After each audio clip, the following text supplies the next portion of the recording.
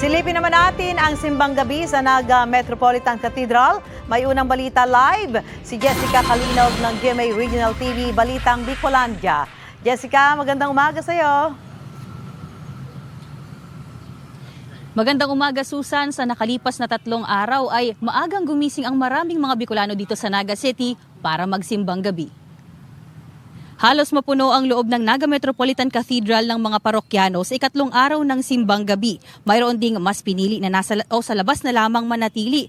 Mayroon namang malaking LED screen kung saan mapapanood ang misa. Ngayong taon, pinayagan din at iniimbitahan ang mga nagtitinda ng kakanin at iba pang mga pagkain na pumwesto sa may patio ng simbahan. Ito ang tinatawag na desayuno o breakfast na ayon kay Father Abba Florida, ang konsepto nito ay para mabigyan ang mga parokyano ng pagkakataon na makapamili ng pasalubong o pangagahan ng kanilang pamilya pag-uwi sa kani-kanilang bahay. Bukas din ang simbahan sa mga pribadong grupo o individual na nais magpakain ng libre sa mga nagsisimba, kagaya ng isang grupo kanina na goto at pansit ang inihanda para sa mga parokyano.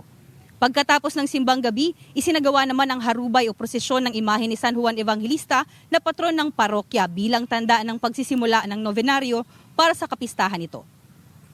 Sa ngayon, Susan, ay may mga natira pang vendors dito sa may patio ng Naga Metropolitan Cathedral at pinapaubos na lamang ang kanilang mga paninda.